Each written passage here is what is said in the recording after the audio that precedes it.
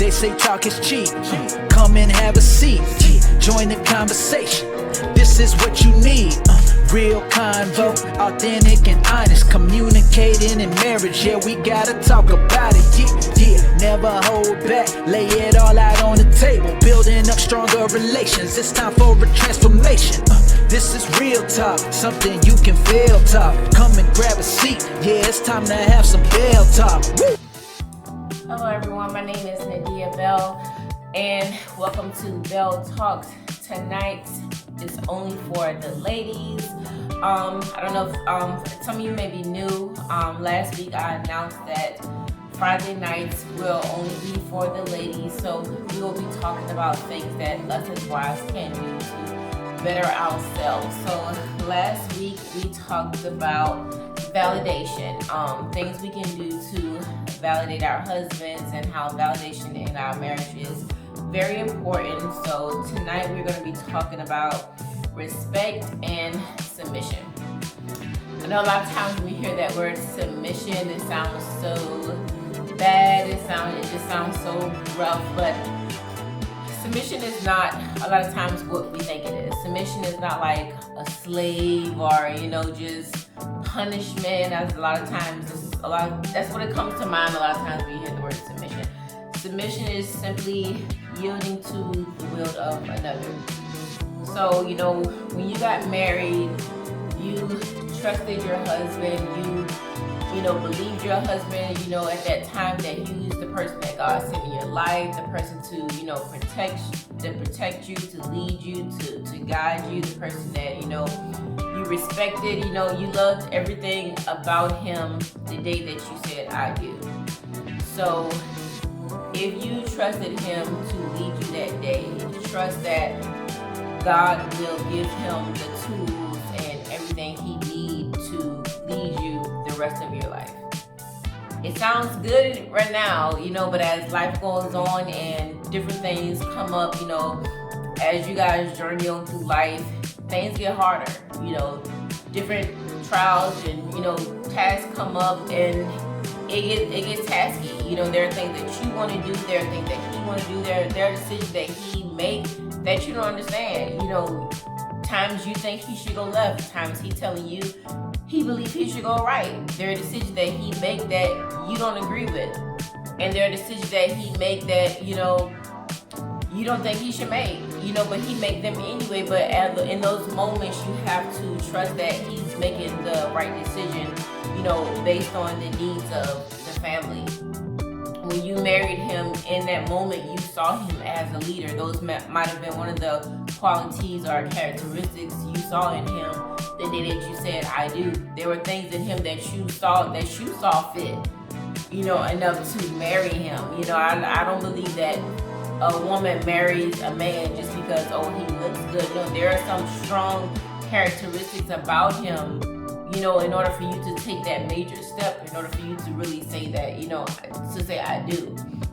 So that comes with respect. You have to respect the decisions that he makes, respect the way he leads, respect the way, that he do everything that he do, even when we don't agree with the things that he do. And I know I'm the first one to say that was not easy for me. There was a lot of decisions that my husband made that I did not agree with. There were some, decisions that he made that I didn't understand at the time why he were making them. But my husband, he's the type that he's a visionary, so he's always making decisions, beforehand, things you can't see, things you can't see. And I'm the type of person, I'm looking at the now like, why are you doing this? Why are you doing that? And he's always telling, you never know, this might happen, I'm preparing for this, I'm preparing for that. And I didn't understand that, a lot of times. And he's always preparing for, what's ahead. And now I understand that as a man, that's their job, that's their obligation. They prepare for their family, they prepare for their kids, they prepare for their wife, for, things that may happen down the line. You don't wait till things happen to prepare, you prepare in advance. So I began to learn that there are some decisions that he may have to make that I'm not going to always be in agreement with that. I'm not going to always understand. So I'm going to have to, at times respect his decisions. And even with the whole submission things, submission yielding to the will of another. We may need to come together to make a decision. I may think that right now is not the right time to do something. He may feel like, now is the time to do something, and he may act on it, and he may do it. And it's up to me to, be able to submit to that decision that he made. And if deep down inside I really feel like it was the wrong decision, it's not for me to battle him on the decision.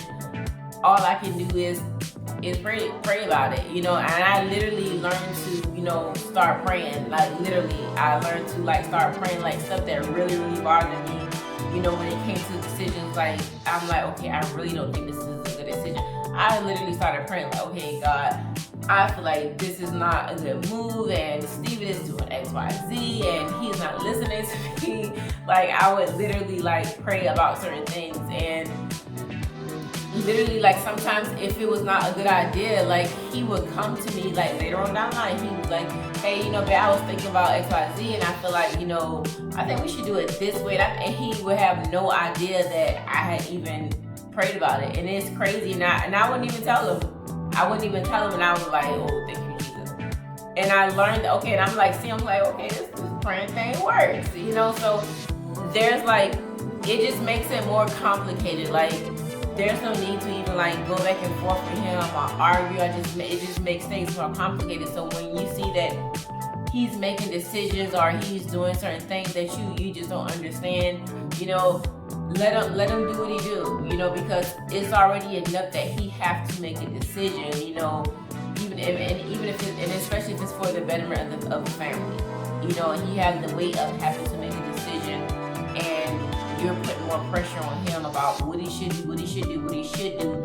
It just makes it more harder for him. So allow him to make that decision, whatever decision he makes, allow him to do that or whatever.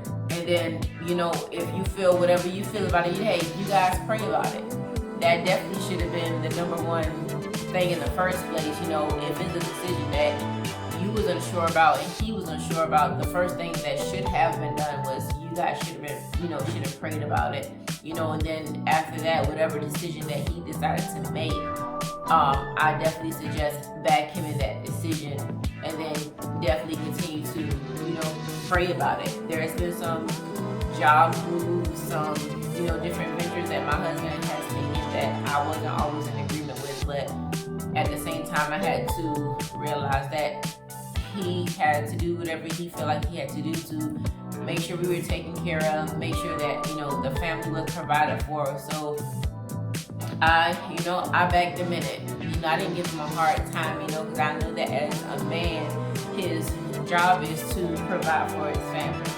So if he's not sitting on the couch playing video games or, out in the street trying to buy sneakers and, spending a ball of money on clothes, he's out here, getting a job or doing whatever it takes to make sure his family have a roof over our head, make sure we have, we were taken care of. So, why am I giving him a hard time about his place of employment? He's doing whatever he can to make sure that we're good. So, I don't give him a hard time regardless of whether I agree or disagree, I just let him do what he do, and, we pray about it, and however God leads, we work it out. I learned to start. It wasn't, like I said, it wasn't that easy in the beginning. I was a nag at first. Every time I didn't understand something, I was nagging. I didn't understand this, I didn't understand that. I wanted an explanation for everything. Until it got to the point where I saw that no matter how much I nagged, it didn't change the decisions that my husband made. It didn't change anything.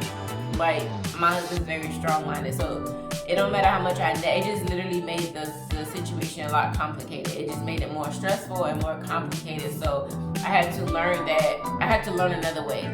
Me nagging him and stressing him out and just creating all this chaos is not solving the situation. So there had to be another way. So I had to learn to I literally started praying. Like I started praying about, the things that I didn't agree with that he was doing, because I knew that my husband was a man of faith. Like I knew he was a Christian, he prayed a lot. So I knew that the way that I can get to him was, through prayer, because I knew that in some type of way, God he would speak to him or something like that. So I would pray, and it would happen. Like if it was something that was not quite right, somehow or another he would come back to me and like, hey, I was thinking about this.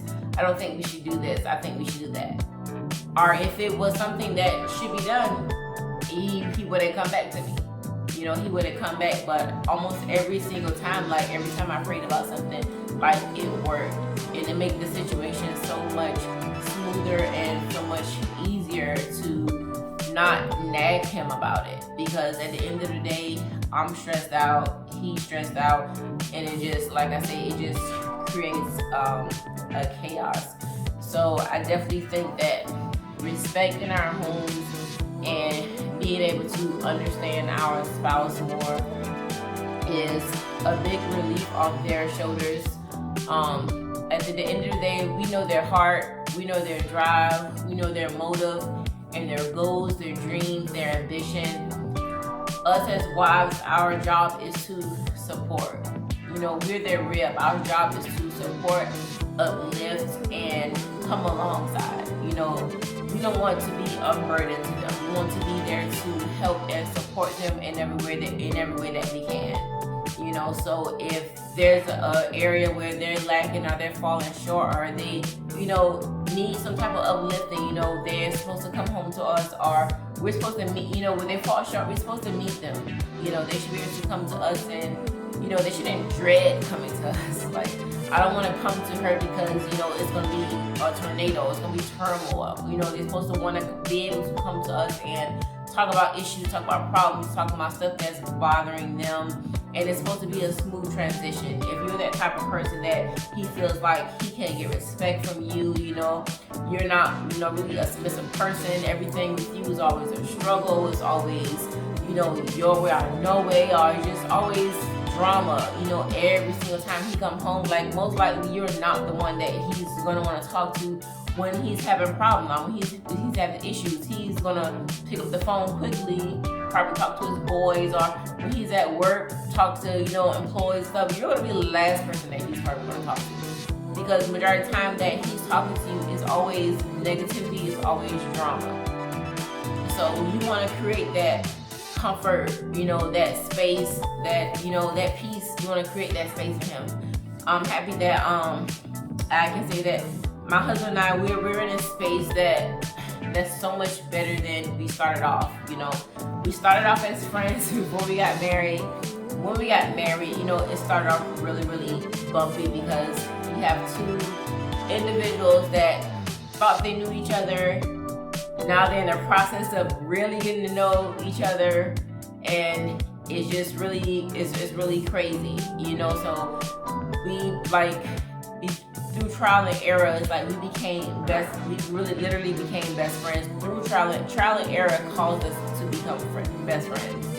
So now we closer now than ever. It's like I can come to him for anything and he can come to me for anything, and we literally have each other's back. We're definitely not perfect, but without a shout of a doubt, I know that Stephen has my back when it all boils down. Anybody in this world, I know that my husband has my back, and vice versa. He knows that if anybody in this whole entire world leaves him, he knows that I have his back. And that's a relationship that you want to create with your spouse. You want them to know that if all the chips fall today, they can look to the right and know that you're going to be standing there, that they have a safe haven with you. That's what you want to create. So respect, submission, peace, all that good stuff is what you want to create with your husband. If it's not there now in your home, wives, it's our job. We're created to be nurturers. We're supposed to be the softer side of the relationship. So create that. If it's not there now in your home, create that in your house. You know, create that comfortable place for your spouse, your husband to come home to. You know, he might come home shocked one day, like, whoa, what happened to you? You know, just create that, you know, because you want your spouse to be able to come home and, you know, you be the one that he talks to, you know, all the time, and actually love being around you, you know, just having fun with you. You want that, you know, it's a good place to be in. So that's pretty much all that I have for tonight, ladies. So you guys have a wonderful night and enjoy. And I will get with you all again on next Friday. So